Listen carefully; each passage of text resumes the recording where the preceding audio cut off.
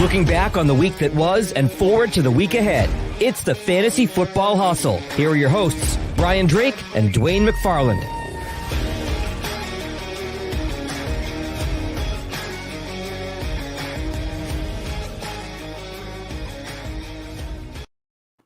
All across the fantasy universe, get excited. It's week 15 of the Fantasy Football Hustle powered by Pro Football Focus. And more importantly, for you season-long players, welcome to the Fantasy Football Playoffs. I'm Brian Drake, joined as always by the analytical assassin, PFF.com senior fantasy analyst, Dwain McFarland. Dwain, tonight we celebrate a long regular season finally wrapping up. We recognize our hits. We recognize our misses. We celebrate some of your high-stakes squads that put a little cash into Santa's back pocket. We'll talk about that on the show. And we focus on the task at hand, which is navigating the minefield of injuries and COVID issues to set our Week 15 lineups. And for that, we'll lean on Dwain's utilization report live over at PFF.com. Of course, use promo code HUSTLE if you want to get in at PFF.com. Save 25% off any sub. The locked articles, the rankings, the player grades, the betting information. It's all there. Promo code HUSTLE. You know the deal. Dwain, what's going on, my man? How is everything going? We're gearing up for Christmas. We're trying to stay healthy and safe. And you're taking down Football Guys Players Championship leagues like it's going out of style. Took down a few. So, enough that I'm covered everything back in the positive for the year, which is like always the goal, right? Is to like immediately get back into the black as soon as you can. So we'll see what happens in the championship race. I think I have 9 teams that'll be in the race for $500,000. I got to double check it. I haven't had a chance to look at them today, but I thought I had 7 or 8 automatically in already. And then I had a couple that could sneak in with wins. So I'll have to double check it, but yeah, man, things are good. Excited for week 15. Yes, lots of crazy COVID news, but man, let's get into it. Like I know it's everybody. This is week 1 for most people's playoffs. Yeah, it truly is, folks. And make sure you're following the show on Twitter at FF Hustle. I'm at Drake Fantasy. Dwayne's, of course, at Dwain McFarland. And let's not gloss over the fact, Dwayne, because we do a lot of high stakes stuff here and planning for leagues and planning to make the playoffs. And that's the goal. Obviously, you got to make the playoffs first before you win the championship. I want to celebrate our achievements as Dwayne literally runs away. I broke out, Dwayne, this bottle of Blanton's that I've been saving on a shelf down here in the man cave, and I've poured myself a glass to raise to you and I for another successful season and to you making a bunch of Football Guys Players Championships, championship rounds, and I made the playoffs. In my home That's the league, main thing, Drake. Yes. Home league playoffs, you made it. That's what people care about the most. Hero of the home leagues, Brian Drake. Thank you, Lamar Jackson, for breaking your ankle and allowing me to sneak in as the 6th seed. So cheers to all our hustle listeners. Cheers to you, Dwayne. Thank you, man. Cheers to you. I have some water here. I'll drink some water. How about that? That's all right. I got a beer over here too. It'll be a long night. All right, let's get into it. 75 players across the NFL put on the COVID list in the past 24 hours. Now, we're not going to get into any other, political talk, vaccine talk. That ain't what we're here for. Really, what we need to talk about is who's on it and how can it change the focus of our season. Really, for fantasy, we need to look at Jarvis Landry's on there. Austin Hooper, my tight end this week, who actually came through for me, he's on the list. Every Miami Dolphins running back, which could lead to some doors opening. And, after that, it's kind of hit or miss. Odell Beckham Jr. I don't know if I mentioned him yet or not, but what are your initial thoughts seeing all these COVID outbreaks pop up?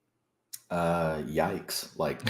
And how much more is still to come? Yeah. Like the Rams breakout, that could have huge implications. Just there's Cooper Kupp's on probably, I don't know. He's on a ton of playoff teams though, So, if you had Cooper Kupp on your team, there's a good chance that, just him alone has been huge for you.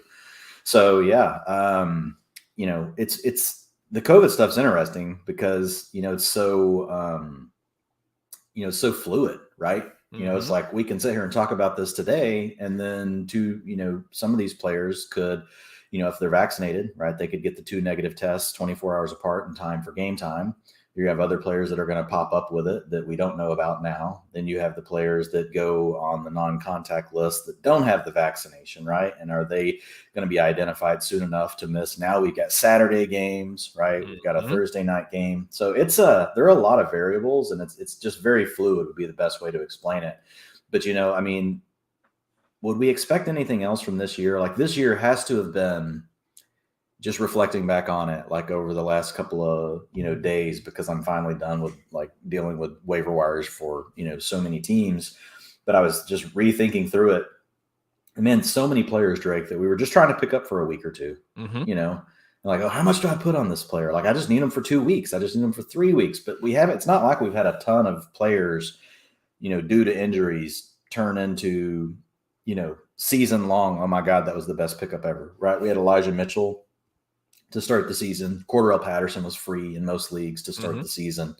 But like outside of that, most of our pickups, like unless somebody in your league just got impatient with someone that was still a good player that just hadn't performed yet and maybe came on late, like they're just, waiver wire stuff. It feels like, you're just churning through it every 2 to 3 weeks. There were no long-term answers, once you got past the first couple of games.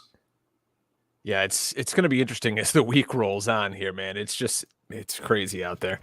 So keep an eye on that, folks, and it's just going to be fluid as the week goes on. Just follow Adam Schefter and see what happens, and I'll be scouring the waiver wire for a tight end.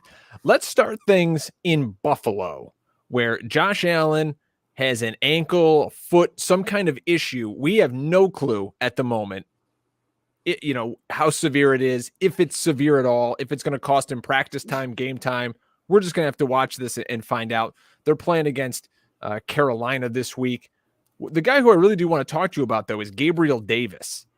5 for 43, 45 routes, which was the season high. Now back-to-back 10-plus point games. He's a guy, someone like me, I'm eyeballing because I've got some underperforming wide receivers. Can I trust Gabe Davis now with Emmanuel Sanders possibly missing this week in my lineup with the fantasy, everything on the line here in the fantasy playoffs? I think Gabe Davis is very tough to trust. Like what you're buying into, honestly, you're buying into a player that you're thinking is still relatively young, even though he hasn't done a lot, right? His 17% targets per route run, like I like that. One of the reasons I love the targets per route run data point is just because it's basically, it cuts out all the games they miss, plays they miss, whatever. And just ultimately it's like, okay, you were out there on these plays. How often did your quarterback go to you? And so if you look at Stephon Diggs, like he's at a rate of 24%, Cole Beasley, 21%. But then you get down to Dawson Knox, 15%, Emmanuel Sanders, 14%, Gabriel Davis, 17%. But the thing I like about Davis, Drake, is you're really putting a chip on the Buffalo offense, to your point. We don't know for sure everything that's going to go on with Josh Allen. But nothing's wrong with Josh Allen's arm, right? So that's a positive. So assuming he can be out there this week, we're probably still looking at a team that's going to pass the ball 45, 50 times in a game.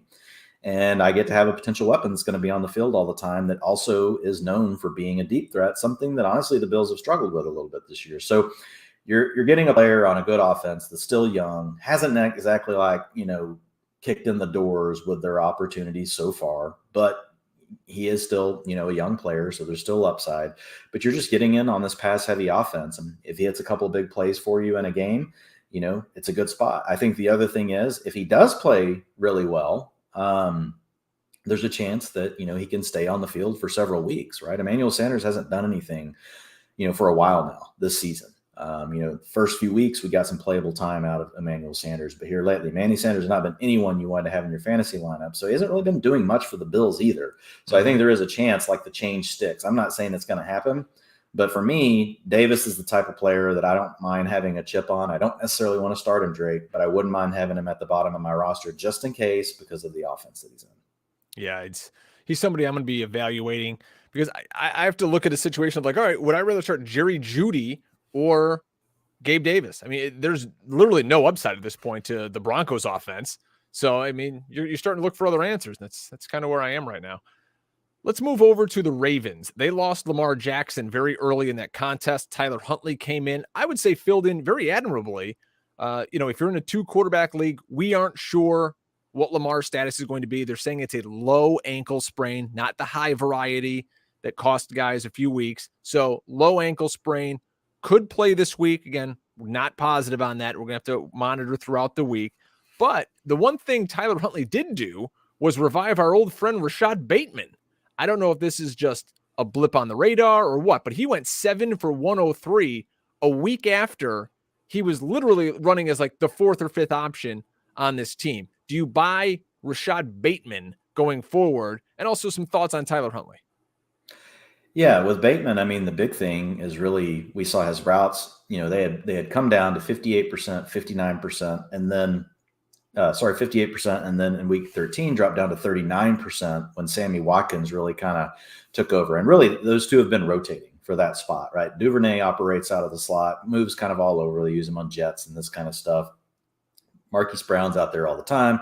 Mark Andrews is out there all the time. And then you've got, Watkins rotating with Bateman. And so the previous week, Bateman had really been on the short end of that rotation, which just didn't look good for him. Third option, on a team that, they pass more, but they're not a pass heavy team.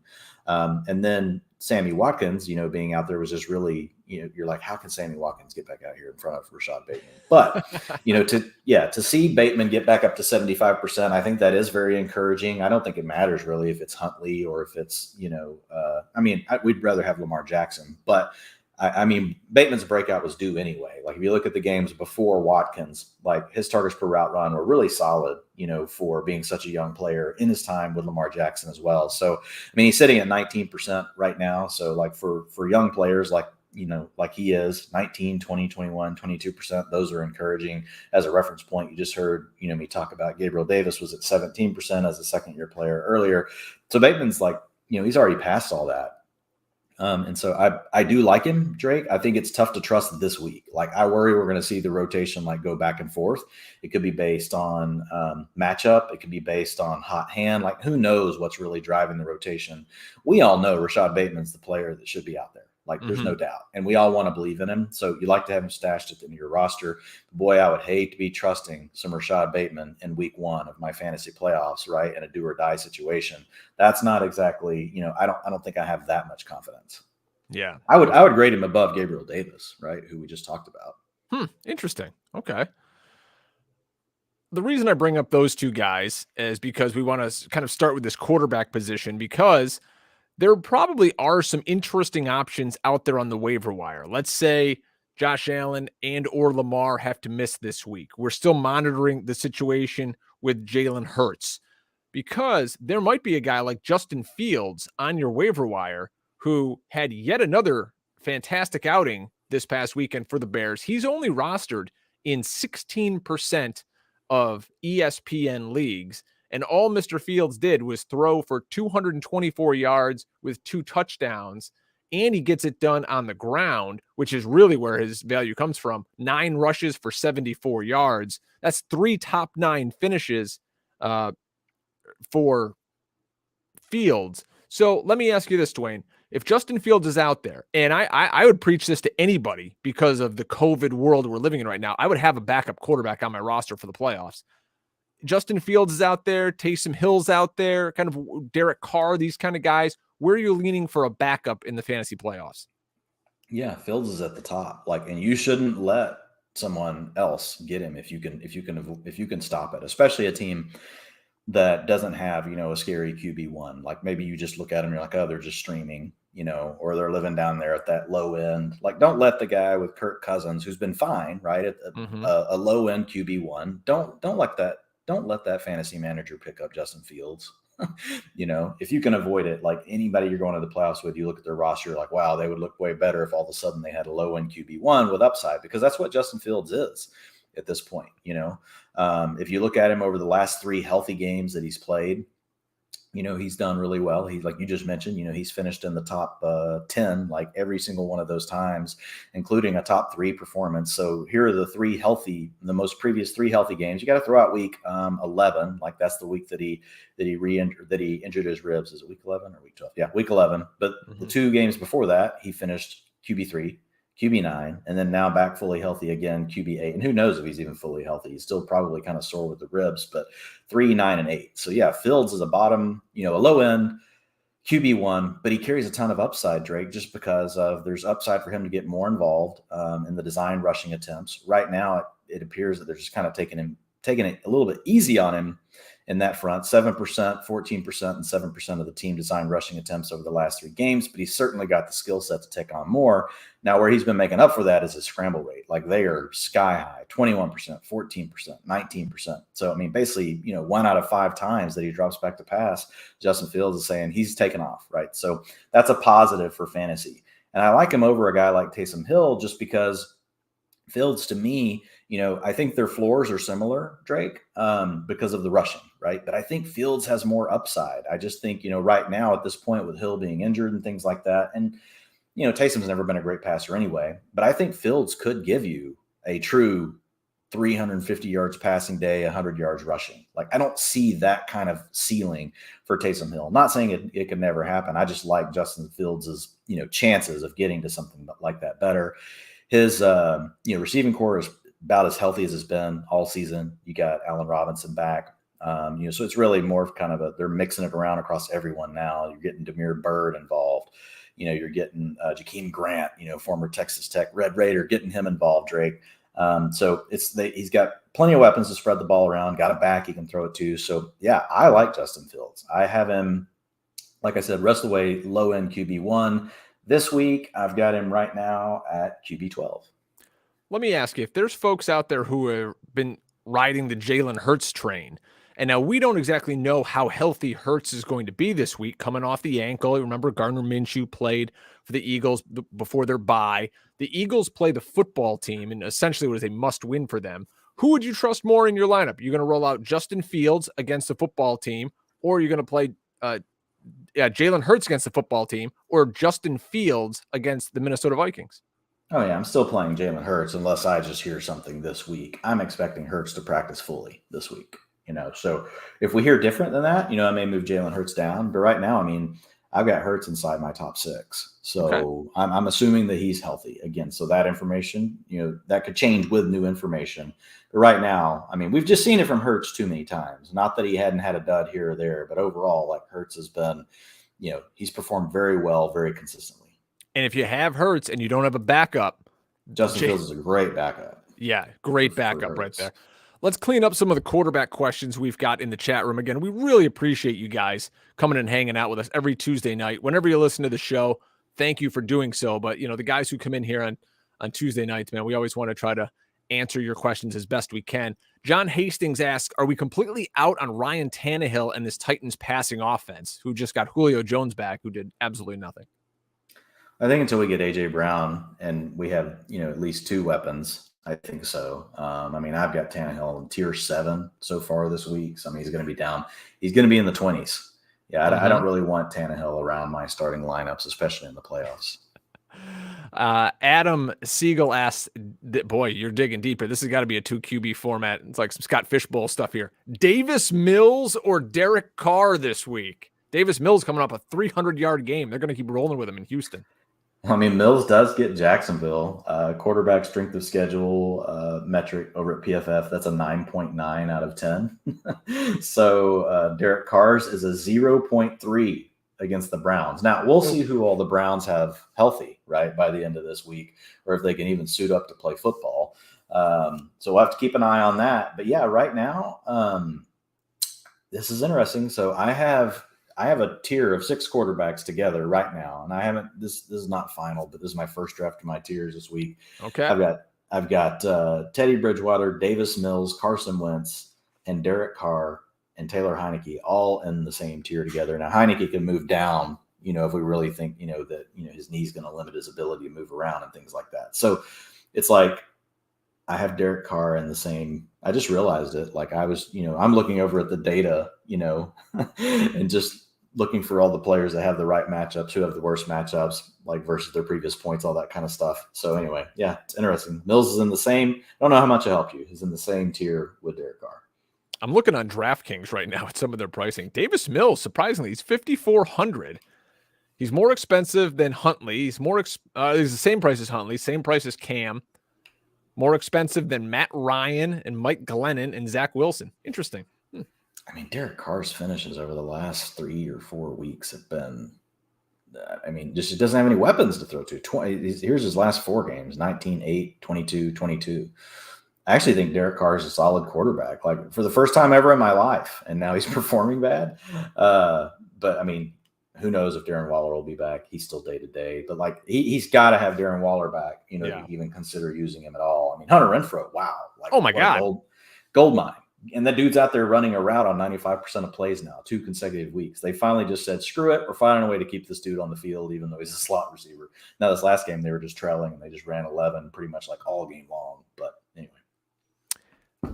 Finally, let me get you in here. The Josh Allen owners out there, do you recommend them picking up maybe a Mitch Trubisky or using it to block other people if you've got a really deep bench? I mean, I'd much rather play somebody else. A Fields or somebody on the waiver wire than Mitch, but if he comes in, he's going to have great weapons. Yeah, I mean, he runs. If you had to, yeah. I mean, I think there's probably enough other options with us having bye weeks through though this week. Like, I think I would probably rather pick up Huntley, right, if he's going to be out there. If you're in a really deep format though, where you don't have an option like that, and you only have Allen, on your roster. Well, then I think that's a backup bid where you're probably going to get it. Wait a minute. We actually have a woman watching the show. Everything grinds to a halt right here.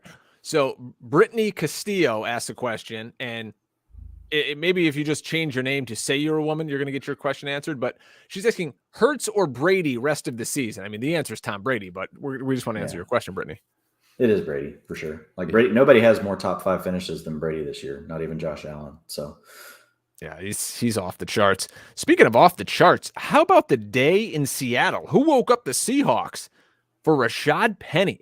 RB3 on the week in PPR, 16 carries for $137 and 2, good for 26.8 PPR points. Folks, I think Pete Carroll found his back for the rest of the season. You can say goodbye to all those shares of Alex Collins and Travis Homer and whoever else DJ Dallas. What a day for Rashad Penny. If he's on your waiver wire, Dwayne, and you've got money to spend, you dump it all on Mr. Penny? Yeah, I think you have to. I mean, the thing with Penny, like he's still kind of in a committee, but I think that he probably ends up taking this over just because like they just haven't had anyone to give him any kind of explosive plays. And really 2 games in a row, we've seen Penny do that. Over these 2 games, 19% of his carries have gone for 10 yards or more. He's averaging 5.1 yards after contact. So, I mean, he's just doing things that they haven't seen from anyone else. And we'll go back to the early weeks, right, when they still had Chris Carson. But since then, like, Collins has had 1 decent game. But Penny just seems to be much more decisive right now as a runner than Collins, and he's finding the right holes to hit, and he's doing a nice job. So yeah, I mean, I don't think there's anything to wait on. Like if he's available, and even if he's still in a split, right? I mean, this is not like a surefire situation, but what else would we be waiting on is the way I look at it, Drake. Like, I mean, we haven't seen something like Rashad Penny in how many weeks now? Like a true kind of player that you're like, oh man, they were actually a 1st-round pick. Now they're having this, good production. They're on a team that actually needs someone to step up. Not that we love the Seahawks offense, but like it's checking enough boxes where like, look, we got 3 games left. Like just dump it all out on this guy. What do you think while we're talking about the Seahawks of what you've seen from Russ, what we're seeing out of Tyler Lockett, who looks like he's kind of back? DK is just, dead on arrival at this point. Like it's sad. You took DK Metcalf in the 2nd or 3rd round. Like you kind of just want to bench him at this point. But yeah, I mean, things in Seattle turning around. They're getting some wins. Yeah, I mean, they're getting some wins. I mean, it's not great. We still haven't had Russ over 300 yards passing, since he's been back. But it's functional. Like the offense is functional. Still not running enough plays. They have the least amount of dropbacks per game in the league. It's not even close. They're like 5 below the next team. So that's all going to continue to be, issues. But like the efficiency is kind of getting back. Not quite like elite Russ, but at least they're able to, with the limited, amount of plays they have, they are able to actually make some plays because Russ is able to, complete some of the balls that just haven't been there. So yeah, that's been positive, Drake. I would still like to see so much more from this offense, but DK, like this last week, the nice thing, 32% targets per route run. Lockett was at 39%, target share of 30 to DK, 33 to Lockett. If you actually go back and exclude some of the penalties and things that were nullified, DK actually led the team in targets for the week. So I think Metcalf is close. They just need to keep this thing dialed in, right, on him and Lockett. Mm-hmm. It's fine. Like work Gerald Everett in, give him another option, the teams have to worry about. But if we get this condensed version of this offense, we can make something out of this. Like if we could just get Metcalf and Lockett between 7 and 9 targets a week. The problem is, like earlier in the season, it was like, oh my God, DK got to 5 targets. And that was like 30% target share for the team if you got to 5 targets. So maybe we're seeing enough of an uptick that we're kind of past that, but we'll have to wait and see. I'm still not totally convinced. The dropbacks, are up a little bit over the last 4 games. Efficiency's definitely up, but I do think if you have Metcalf on your roster, for the most part, you do have to be starting him. I'm going to have him as a low end wide receiver 2 this week. In DFS, DK Metcalf, 6,200 on DraftKings. It's pretty affordable for him. And oh, by the way, Jalen Ramsey on the COVID-19 list. Not that he's been traveling, but if he's not out there, that makes a big, big difference for the Rams. And Metcalf, like we know the talent is there, right? That he can still come through with that 130-yard receiving day with 2 touchdowns on 6 catches. Like that's the kind of day he's still capable of. And it's starting to feel like we're close to having that day. We're closer than we've been, in the last several weeks, I would say. Yeah, he'll get there one of these days. Let's keep it rolling, guys. Thanks for hanging with us. Thanks for listening. And you know what I love about this time of year? You get in a routine. You're driving around in your car. You're listening to us. It's Wednesday, Thursday. Whenever you take a listen to The Hustle, it just becomes part of your routine. You're listening because you love football, because you love fantasy. So we appreciate you. If you appreciate the show, head over to our Viridian Global store. Grab some Hustle merch. It's the pin tweet at FF Hustle. Go over there, find yourself a t-shirt or a hat. It's pretty cool stuff. Help Dwayne and I out. We don't exactly get paid for doing this show, but we love doing it for everybody out there. Austin Eckler looks like he's going to play, Dwayne. Had the ankle scare. The guys behind him, we were set to talk about Justin Jackson, Joshua Kelly, kind of splitting the role. Thank God I don't have to talk about that. another committee backfield that we really have no way of predicting. Like I think we've had like the most of those I can remember ever this year, like in one season. Usually you have 1 or 2. Like this year, like we started with like 3 and like we have like 6 now. I know. Just something to monitor. I got a whole notepad full of situations to monitor, including in New England where Damian Harris, we're going to have to watch that with the hamstring. Ramondre Stevenson, he's lurking. He could have a big monster week. So, the Patriots, I believe they're a Saturday game this week, right? They're the late Saturday game. I believe so. So yeah, just watch for Damian Harris. Some other names to monitor: Darren Waller, another DNP. He's got a Saturday game. I know that for sure. Not that Foster Moreau is doing anything for you.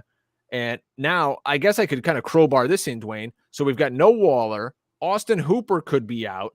Who the hell's left to play at tight end on the waiver wire? Like who the hell are you going to pick up? David Njoku might be an option. We need to see if we get him back. He missed last week with COVID, but we could be in a situation where if you don't have Jarvis Landry, you don't have Austin Hooper, despite the fact that you probably only get 200 yards passing out of the Browns offense, you could have, the lead target. He or Donovan Peoples-Jones would be like the first guess, right? To be the team, to be the player to pick that up. So, I don't know, man. Those are really the big ones. I know Hunter Henry's out there in a lot of leagues, but he hasn't done anything. But yeah, he's been in more of a rotation now lately. Now the last game he missed, so we obviously saw more run for Jonnu Smith. But Hunter Henry, like early in the season, we're hanging around like that 70% route threshold, and there was some nice games there. Now it's kind of like you're truly just living on: is he going to catch a touchdown or is he not? Which he's caught. He's caught a lot of those. Like I think he has 8 or 9, but. If you don't get the touchdown, like it's tough. Yeah, no question about it. So, as I like to say, light a candle, say a prayer at tight end, folks. Speaking of the Browns, our friend Corey in the chat room asks, any interest in picking up Donovan Peoples-Jones now with Jarvis Landry also headed to the COVID list. Yeah, I did add him in the utilization report as a waiver option. He's a player that they really loved in camp. Then he got hurt, missed time, came back, slowly worked his way in, had a couple of nice games. They were really getting positive about him again, and then he got hurt again. And so it's really just been the case of not being able to stay healthy for Donovan Peoples-Jones. But in a few of the games we've seen where he has been fully healthy, like it's been nice. Again, not an offense that, we're super excited about, from a passing, standpoint.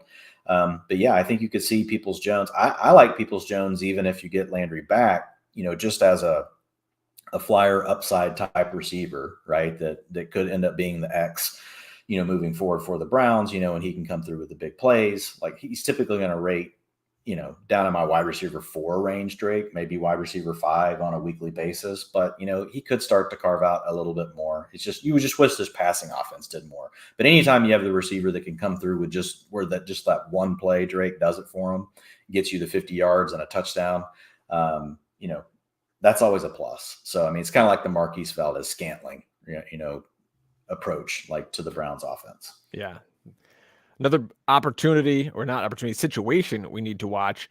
James Conner and DeAndre Hopkins both scheduled to have MRIs out there in the desert after their Monday night affair. What a great game that was, by the way. James Conner just looked shot out of a cannon with a 30-plus point night for him. So if those guys go down, I believe Chase Edmonds could be returning soon. Eno Benjamin also out there. If Hopkins is out, look for more work for A.J. Green, the ageless A.J. Green, Dwayne. He actually looked pretty good out there, spreading himself all over the field, getting high and low on some balls. And yeah, he was doing a nice job of posting up, like not a lot of routes caught while still running, but, like sitting down in his zone, doing things he can still do. Like he's a savvy veteran. He knows how to do that stuff. So, he could get a little more work. Like I still think the upside goes to Christian Kirk, You saw it come through in 2 huge plays last night for Christian Kirk. Like he's the best deep threat they have. I think he's probably their best route runner at this point.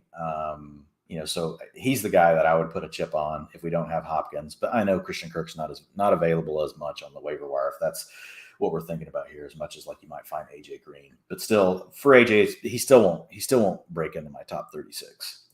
James Conner, man, that's a huge potential. Blow to a lot of fantasy rosters. I mean, I've got him on multiple of mine. I've had him in there for the last 3 to 4 weeks. And he's come through huge and he looks great, Drake. Like it's, we were James Conner fans, a couple of seasons ago. Right. And where were you then, jackass, when we were touting it's always been health. I mean, when he would get hurt right away, like early in the season and then battle it all year long, he's managed to stay healthy. So now we finally got an injury cropping up. We'll see what happens with it. But my thought on this backfield, assuming that all comes back clean and he's not like, hurt this week, I don't think Chase Edmonds is coming back to the same role that he had. I mean, I feel like James Conner has just played too well. Yeah. I think Edmonds will have a role, but when this originally happened, I just and even a couple of weeks in, I was like, well, eventually Edmonds will be back and he'll probably handle over half the work, as far as snaps. Conner will still lead the team in rushing attempts, but won't get much work in the passing game. But that's where he's really surprised me. He's played pretty well in the passing game and not just swing passes. A lot of them are check downs, but he's catching some stuff down the field too. Like 2 weeks in a row, he's made a nice catch, 10, 15 yards down the field. So I think those are things that he's shown the coaching staff, because I think they probably heading into the season thought that Chase Edmonds is the better receiver of the two. But I think James Conner is actually showing a gear that Chase Edmonds doesn't have in the passing game, making some of those kind of plays. So we'll have to monitor it and see. But if Conner is out and Chase Edmonds is the back, to go, I mean, you get the Lions, Drake. It's a 9.8 out of 10 on the running back schedule metric over at PFF. Doesn't really get better than that unless you get just the perfect score. 28.4 points per game allowed to PPR backs by the Lions because they trail all the damn time, Drake. Nobody has to throw the ball in the second half against the Lions, and I doubt the Cardinals will need to.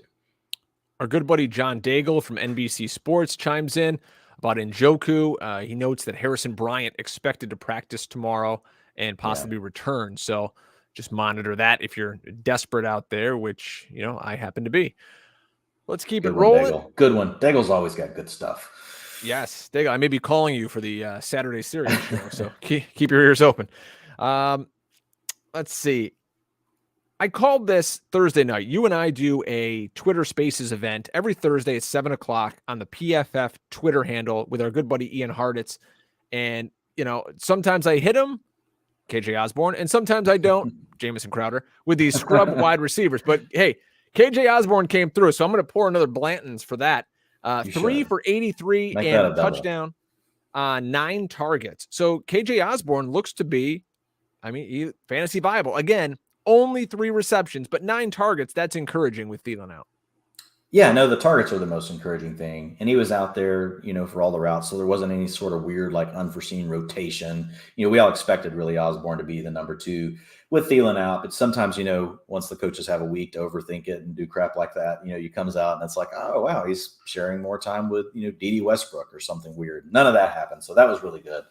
As far as looking at him moving forward, I don't have him in my top 36 this week, Drake, just because, again, it's a week where we don't have buys. Now, COVID could make it feel like a bunch of bye weeks, but we'll have to wait and see. But as of right now, I don't have KJ Osborne in my top 36. So I have him more as that low-end wide receiver 4, type that could still play his way definitely into a wide receiver 3 spot. And again, I do like the targets. I like all those things. It's just we've actually got a full slate with a lot of healthy receivers this week, so that pushes him down some. All right, if you don't want to start him, let me throw another name at you. And I tweeted this at Drake Fantasy. Please give me a follow. I'm not begging, but I'm asking nicely. Which wide receiver would you rather play going forward with these last 2 game stat lines? Player A has 24 targets, 18 receptions, and a touchdown. Player B, 12 targets, 9 receptions, no touchdown. Player C, 8 targets, 4 receptions, and no touchdown. Obviously, you're going to want to play player A, right, Dwain? Yeah, you want to play Amon-Ra St. Brown? And that's who it is. Amon-Ra St. Brown of the Detroit Lions, really coming on of late. Now 2 straight games with 30% target share.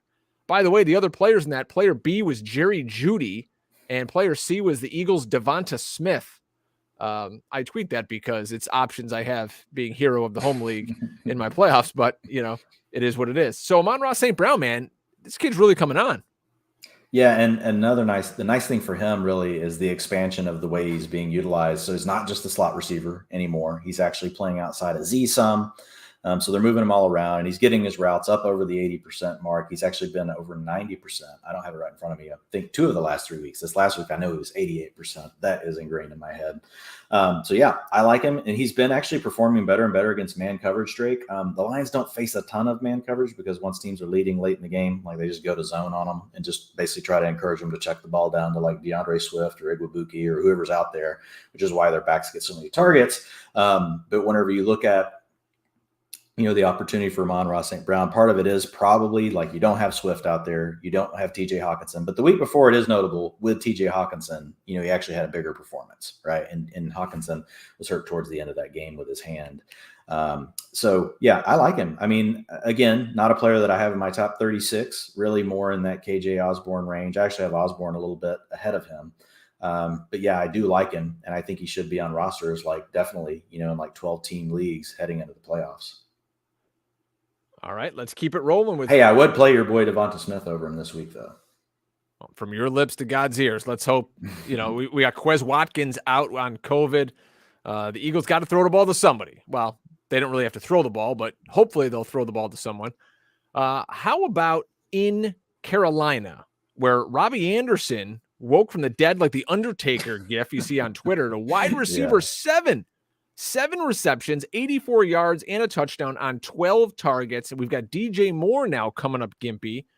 Cam, I'm done with Cam. I started Cam this week. I'm walking around Lowe's with my son, before my Sirius show that I do on the weekends. I'm trying to just, I got errands I got to run. And all of a sudden the notification comes up on my phone. Cam Newton's been benched. I just punted like a bag of light bulbs right down the aisle. You have to be careful with those, though, because literally 2 seconds later, I saw Cam Newton back in. Oh, yeah, that's I grabbed a broom and I swept up the stuff that I broke. And then I taught my son, I go, just kick something else, too. Go piss in a laundry machine. Who cares? So Robbie Anderson, what do you think, man? Is he kind of, and by the way, the touchdown he caught was from PJ Walker. So if PJ Walker gets him a run, maybe they've got a little something going on the side. Don't tell their girlfriends about that. But, Robbie Anderson, again, another guy on the waiver wire. Do I pick him up and plug him in for the playoffs? Any trust? You need DJ Moore to be out. Like, I'm not going to trust this one game. Now look, here's the thing with Anderson. We know that he's talented because we've seen it multiple different seasons. Like, it's weird how his talent shows up. Like, not many players have the ability to like pop up for a season, go away, pop up for a season. Like Devonta Parker comes to mind. Like, we have these guys that do this to us, but usually like you're either good or bad, right? You may look like that for a fantasy season, game to game to game, but not typically season to season. So looking at Robbie, at least we do know that he's done it in the past. We know the talent is there. So that part's solved. Like with some younger players that we're looking at, like we don't always know that. That's obviously assuming that Robbie still has it. I wouldn't assume that he doesn't. He's still young. Looks fine to me. Not very good making contested catches. He has certain things that he struggles with, but like his strengths are his strengths and his team knows what they are. So yeah, I mean, I like him from that perspective, but I'm just not getting carried away with him, Drake. I mean, to me, he fits in the tier with for this week of Marquez Valdez-Scantling, Donovan Peoples-Jones. These types of guys that are out there. They can hit big plays. Peoples-Jones could actually move a little higher this week just because he could be the top option. But obviously, we love Green Bay's passing attack better than the other two, but kind of a fit like with those guys, if that makes any sense. And I think if DJ Moore's back out there, like I just don't want anything to do with him. If DJ Moore's completely out, he'll move up some. I don't know how far I'll move him up my ranks. Probably like tier six-ish. Sorry, I've been talking all day long. Five-ish. That's way easier. Somewhere in there. So that's going to be like maybe borderline top 36 for me. Any interest in Amir Abdullah with some of the game scripts they could possibly be facing going forward? I mean, like he's definitely the passing down back, like all the way around. 2-minute offense is, really his. The long down and distance is his. The problem is like he barely gets to like 10% of the rushing attempts. So usually these guys like this that we're seeing out there, 60% of the routes, which is about where he's at and involved in the passing game. Like we like them to be around 20 to 30% of the rushing attempts historically, like to really give us any kind of value we can use. And you want it to be more than that, but that's kind of like the floor of what you need. And so the only problem I have with Amir Abdullah is that 10% rush share over the last few games with the Panthers just isn't enough. Now, if we do get word that for some reason, Walker is going to be the starter over Cam Newton, that could potentially help because Cam right now he's gobbling up about 30% of the design rushing attempts. So, I mean, that's obviously impacting Chuba Hubbard as well. So really you've got Hubbard and Cam handling most of the rushing duties. You've got Amir Abdullah handling all the passing down duties. So ultimately you've got a three-way backfield in an offense that struggles to, really get anything going. Now their volume of plays and things it's amazingly stayed okay through the season, even though the quality hasn't improved. I don't know how they pull this trick off, but they do. So yeah, I mean, I think Abdullah's just not a guy I really want in my lineup, to be honest, Drake. But I think, if you had to frame it up like low end RB3, you're basically hoping for in a PPR only. PPR, you can't use this guy in standard at all. Mm-hmm. Like you're just hoping he comes up with 6 targets, 5 catches, 45 yards. If you get lucky, he pokes in a score. You know what I'm upset about, Dwayne? I have my Christmas tree up behind me here, and you have not mentioned it once. I'm looking very festive. I've got my Eagles snowman wreath over the bullet bourbon barrel head behind me. I've got the neon. I got the tree with the lights and the little Beatles drum set and everything. Nothing from you. What are you, the Grinch here? I was just watching Rudolph with the kids before I came down. I got a Christmas tree too, Drake, that Zoe drew on the board up there behind me. No, dude, it looks great. It looks great. You look very festive, Drake. It looks very warm and cozy there. Like it feels very inviting. You've got a soft environment. You've got an ambiance going on. Like I really appreciate it. Well, what's making it warm probably is this bottle of Blanton's that I'm drinking. But yeah, so the one thing is, again, if you're watching on YouTube, we appreciate it. But this tree here is next to a closet, and then my printer is in there. My wife needed me to print our Christmas card envelope, the addresses today. I'm like, I got a freaking Christmas tree in front of it. So I had to move the tree, I had to, print out Dwayne's address so I can mail him a Christmas card. It's a whole thing. Expect it in the mail next week. We still haven't taken our picture for our Christmas card. Like we have delayed Christmas so is long next, this year. what, Saturday? I know. You won't get it before Christmas. Let's put it that way. Just email it to people. Who cares? Oh, jeez. I'm just gonna send a screenshot via text. All right, let's keep hitting some low end stuff here. People are asking us about Craig Reynolds. I know Adam Schefter put him in a lineup this week. That's always a great segment to watch on the ESPN Sunday morning show if you're watching television. And Shefty gives kind of like his sneaky play of the week because he's clued in, man. He knows. And Craig Reynolds, we all thought maybe it's Jamar Jefferson, maybe it's this Ibwike guy. Nope, Craig Reynolds, 11 rushes for 83 yards, caught 2 for 8. This week he gets the Arizona Cardinals. Any interest at all in Craig Reynolds in your fantasy playoffs? I couldn't have less interest. Like it's not possible. We could probably Duke Johnson. I would have less interest in Duke Johnson. Don't just that's the next team. So it definitely has to be one where you're not like trying to go to the waiver wire, right? Like, what are you going to drop for this guy? If you're in the playoffs, you have a pretty good roster. Like, I don't know what you're dropping, and you don't even know if he's going to play. Like Jamal Williams, like we'll have to wait and see. I mean, I'm thinking they're going to shut Swift down for the year, and I haven't read any new news tidbits in like the last 2 hours since I finished my last podcast. So if anything's hit between now and then, I'm sorry, you can tell me. But I just, there's an avenue for Swift to come back, and he's really got the role that no one likes Jamal Williams in. He's the early down back on a team that never leads ever.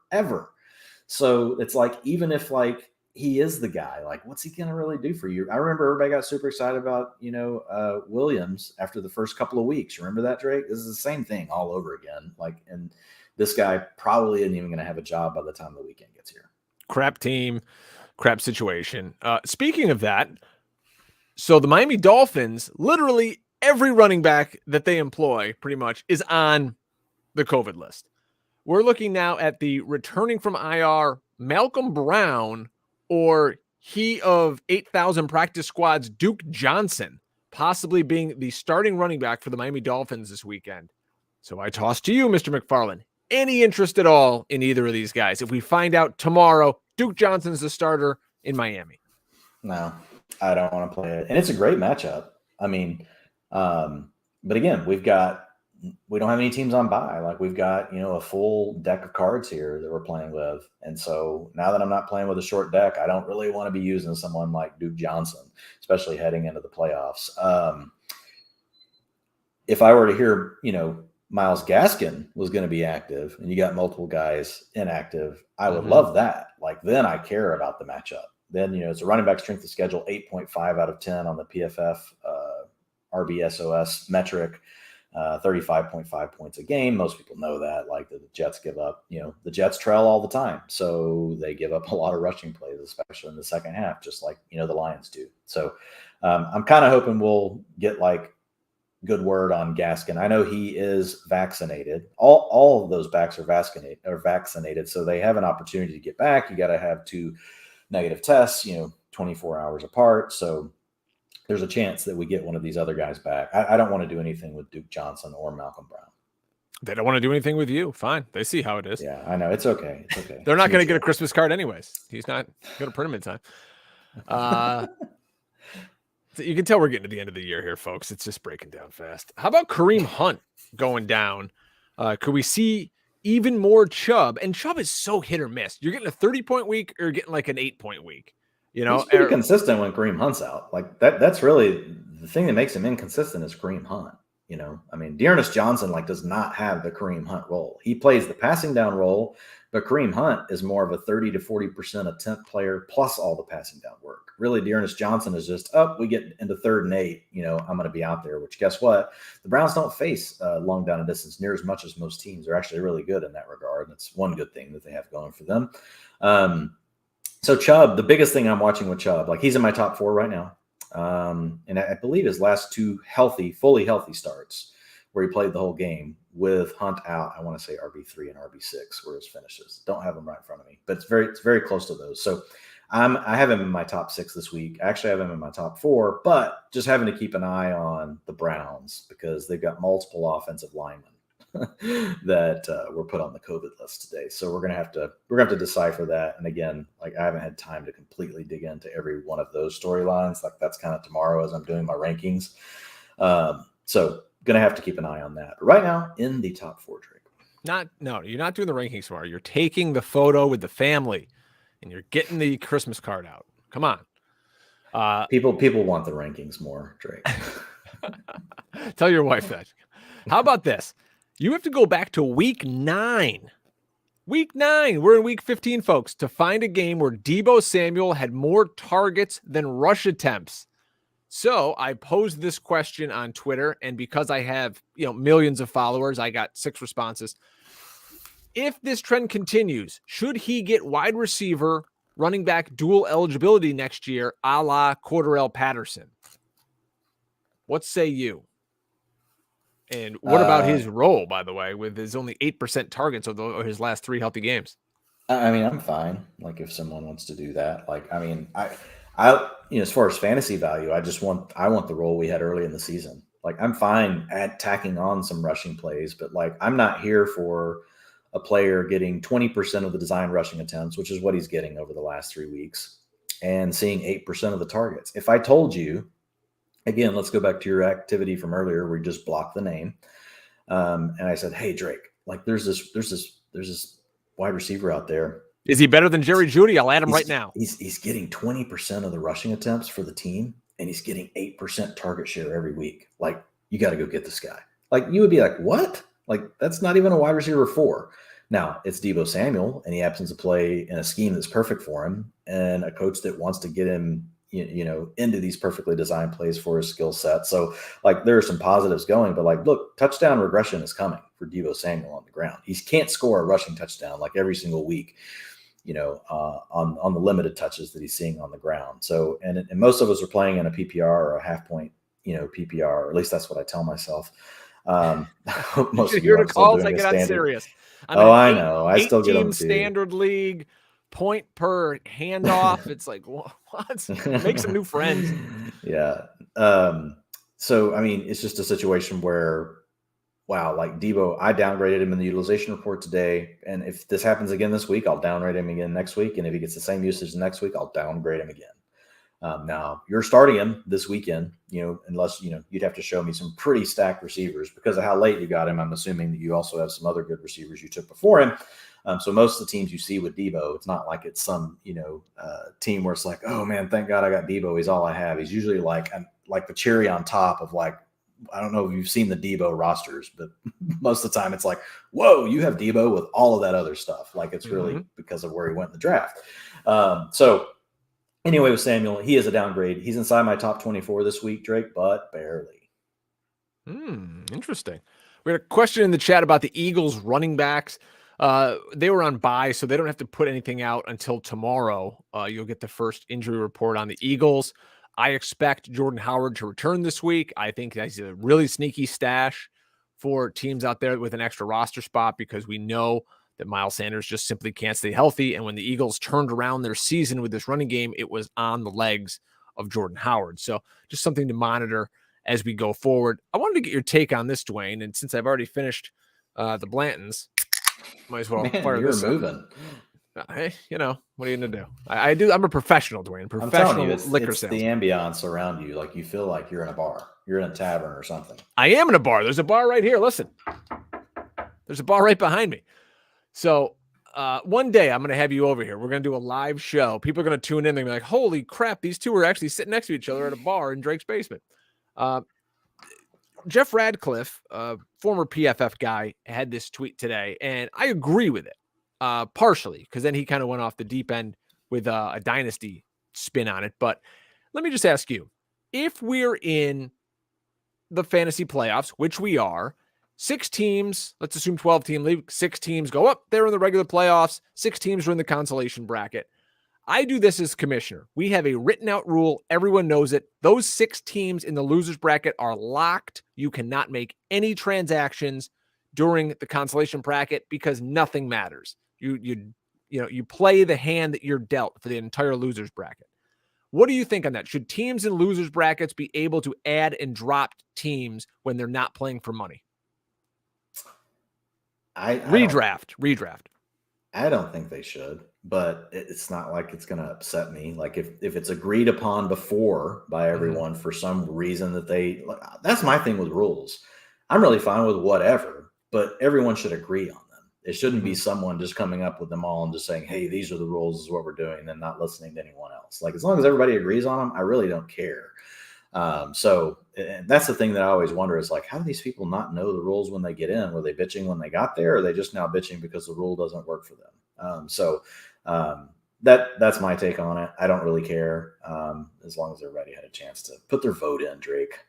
What did you think of these teams that, and I've got multiple teams that in the Kings Classic draft that we drafted at the Hall of Fame, I finished the auction draft, and this is the big time league. This is the league with Mike Clay, with Bob Harris, all those great guys. I finished third overall in points, right? By a mile. I was first in points against by well over 100 points. So third most points in the league, ended up in, I think, like 8th or 10th place, something like that. What do you think about the rule where they say, oh, if you have the most points, you should, and you didn't make the playoffs, you should get that last spot. I even though it affected me, and and it happened actually in 2 leagues, I'm fine with it. You are what your record says you are. I can't go and jump teams now just because I scored 1 million points in some contest. Yeah, on this one I'm different, but I mean I play in a lot of leagues that I pay a lot for. So I want more opportunities for my good teams, to make it to the championship game. I think fantasy, like I love the head-to-head aspect of it. I never want it to go away, but I think the first seed in the whole thing should not be the record. It should be the best points. Then you go to record, then you go the next points, and then the 4 seed should be, the last record. Again, open to people doing it however they want. It's as long as everybody votes on it, but I think the points should be awarded more. That's just me. All right. We're not. You're being short with me tonight. Usually I get a whole big full answer, but all right, folks. That was a long answer, wasn't it? Well, I don't know. Sometimes I can get up and go get a new beer out of the fridge. Sorry, I'll work on my answers. All right, let's get a couple of questions in here before we get out of here. And the nice thing about this time of year is, yeah, there's some news and stuff to talk about, but you guys, you're smart. You got good teams. You know who to start. We're not saying like, hey, you ever hear this guy, George Kittle? Put him in your lineup, kids.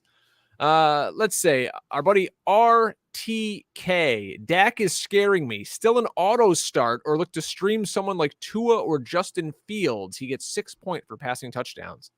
Coming after your Cowboys, Dwayne.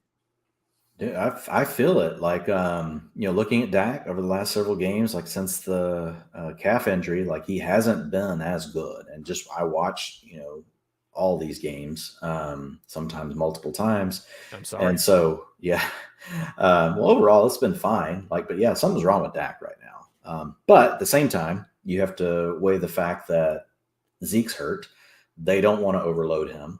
Tony Pollard's hurt. We'll see if he's going to be active. And so really you got the offensive line struggling in the run game.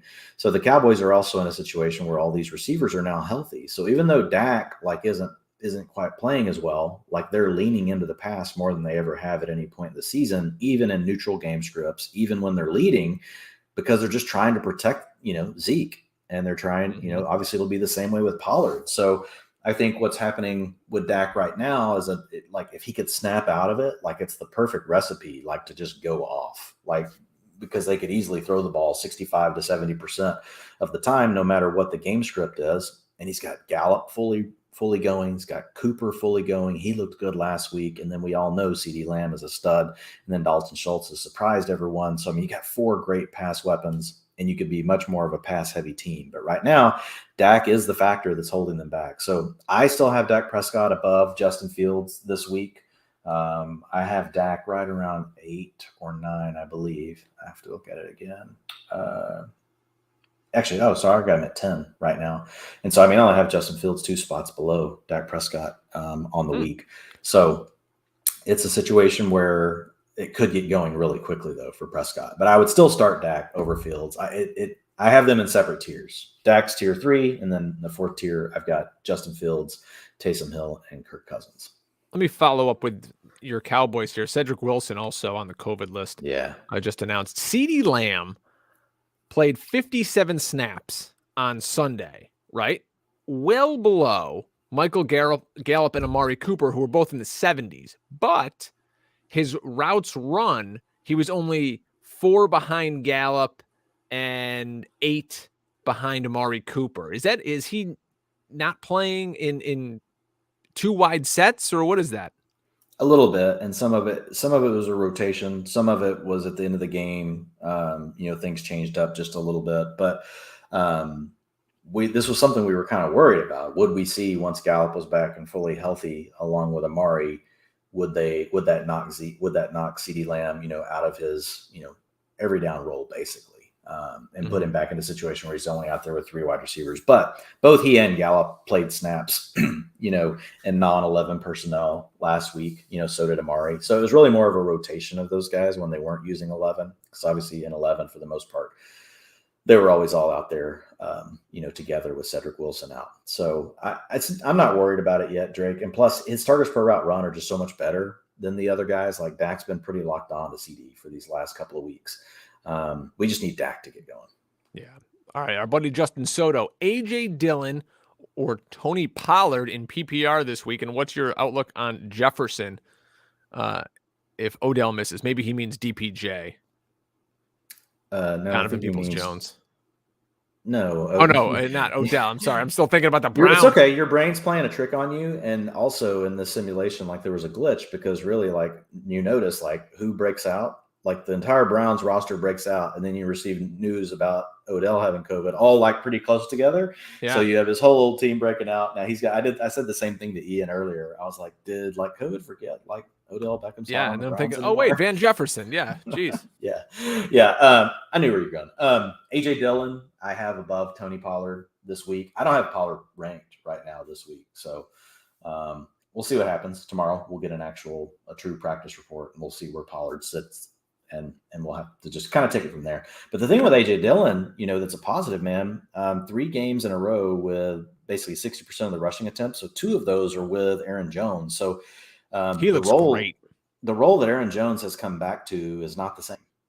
It was already turning into more of a split anyway. But now that Jones has been hurt and been gone, really it is A.J. Dillon handling most of the early down work as far as the rushing attempts. Now, all of the passing down work, for the most part, is going to Aaron Jones, 2-minute offense, all that kind of stuff.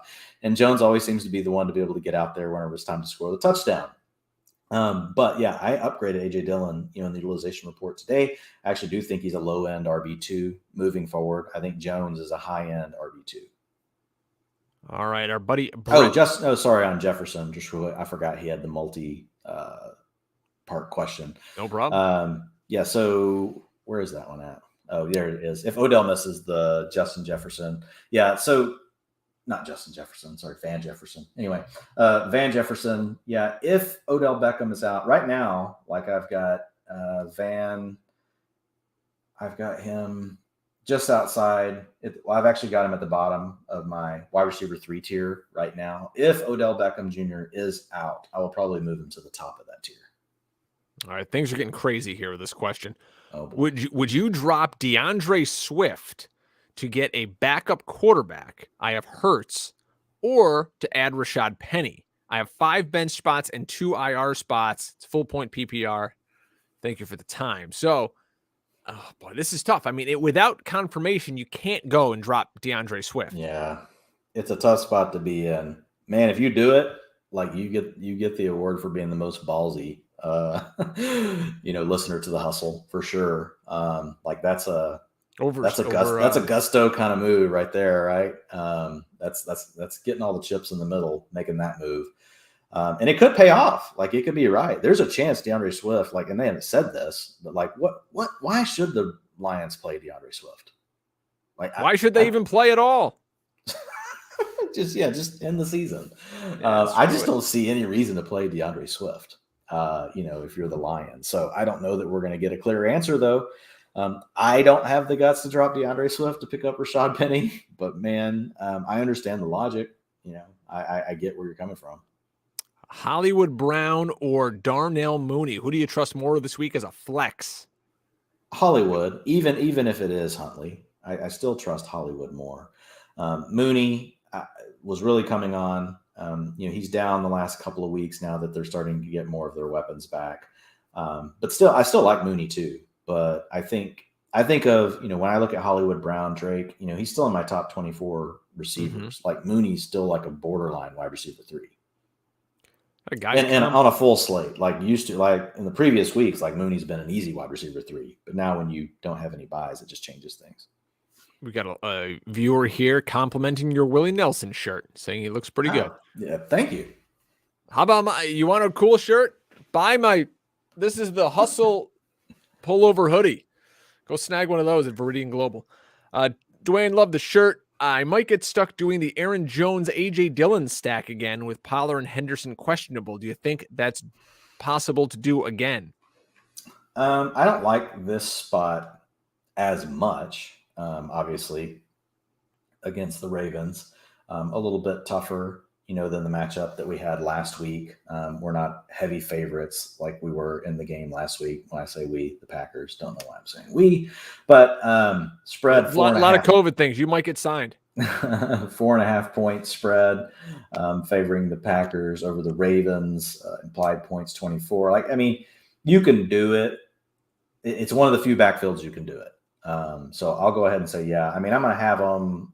I don't love it though. Last week, it's actually made a point to talk about that. I have right now Dillon right at running back 24. He's going to be on the border of that again. I haven't tightened these all the way down. I've just basically tiered everything. So he's in tier 4 this week, and I've got Aaron Jones right now at RB 16 for the week. He could end up more like 14. I don't know. Could end up right around there, but he's tier 3. So it's fine. It's not like I've got him like 2 or 3 tiers apart. Do I bench Devonta Smith? I have Amon-Ra St. Brown and Christian Kirk. Now remember, we have 4 total receptions for Devonta Smith over the last 2 games the Eagles have played. So it's not like he's setting the world on fire at all. Right, but we've seen Devonta play well, and we've seen, his targets per route are still strong, on the season. The big issue with the Eagles is really just how heavily they've, started to run the ball. And then for those first couple of games, it was a complete funnel with Goddard and with Devonta, so it was okay. But then, over these last couple of games, they've kind of gone away from him, to your point. But I don't think it's necessarily an indictment on him. These things happen.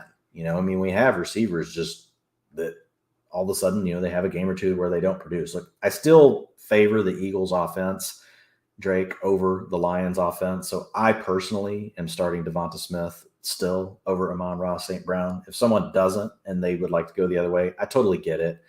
I still feel like Smith carries the bigger upside. When I look at all the different areas of the field he works, the routes he runs, it's just a more holistic inclusion into an offense versus, even though St. Brown's working more outside, still mostly all underneath type stuff. I don't think you guys have near as much of an opportunity for a big play touchdown, and they can still easily end up with very, close target shares. And I just like the Eagles offense a little bit better, despite the fact that it's run heavy. I think they have more big plays in them. Look at you. We're going to get you into a Philly game this year. Maybe next year. We'll go to the link. We'll have some beers. We'll watch Eagles Cowboys at the link next year. Let's book it. Fly your ass up. Let's go. Dwayne's like, nah, I ain't coming. No, I'm not going to get killed at the Eagles game. No, you're going to all these. I got a Kevin Cobb jersey you can wear. Yeah, I've just seen all these stupid videos of people getting harassed at the Eagles game. I've been through that one time before at a Vikings game. I went up there for the playoffs, and the person behind me, kept accidentally spilling beer. And it's like, what are you going to do? There's you and 2 other buddies and a whole stadium. Of Vikings fans. Just yeah. So, just kind of try to steady your hand back there, buddy. I know you're really having problems. But, never go to an NFL game, number 1, with children, and number 2, wearing opposing teams' gear. We went, a couple of buddies of mine, we live obviously here in Syracuse. Buffalo's about 2 hours down the road. So we'll take bus trips where you just get annihilated and we'll go watch the Bills, lose to the Patriots. And we had a guy show up, he didn't have any gear on. So he just randomly bought a Bills hat in the parking lot, just so he's like, I don't want to get the crap kicked out of me here at the stadium. So I did the same thing. I went and saw an Eagles Bills game back in the McNabb days, and wearing a Bills hat. Yeah, I'm like, screw it. Get a Bills hat. Whatever. No shame. You can get them at like a gas station here in upstate New York. It's no big deal. I love it. It's like a. Have we not covered this story before?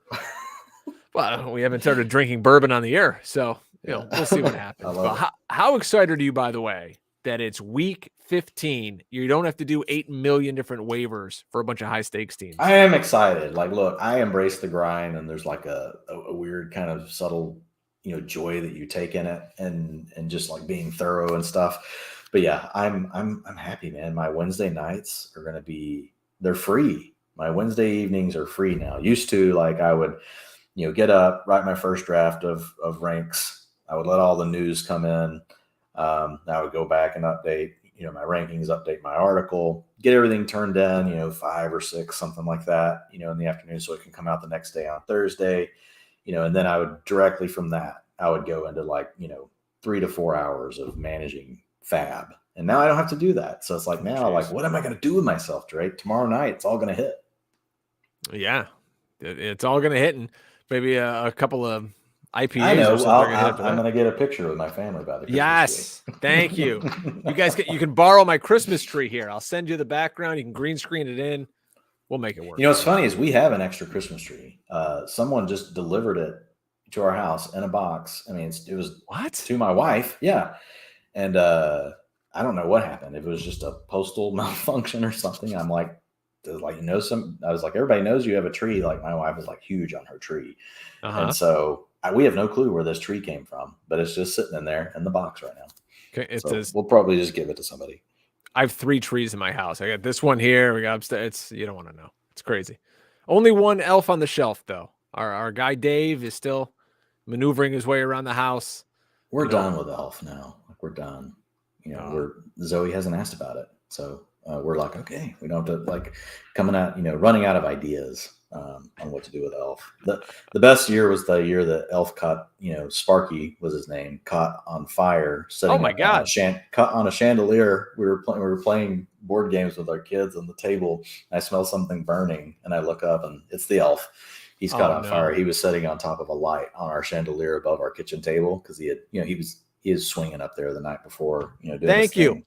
I told my wife that the other day. She's got a freaking Santa hat over the top of a lamp. And I told her, I go, this cheap felt is going to go up. And then, we're going to be living with Cousin Eddie in the RV on Christmas Eve. Like, come on. What are we doing? Get the cat out of the tree, Drake. Get the cat out of the tree. Oh, my God. Rusty's still in the Navy. Dwayne's still not taking pictures. Cats are living with dogs. So anyways, folks, go enjoy some time with your buddy Yukon Cornelius and get your ass to the next round of the playoffs. We'll, talk to you soon. But for Dwain, I am Drake, and thank you so much for spending time with us. We appreciate it.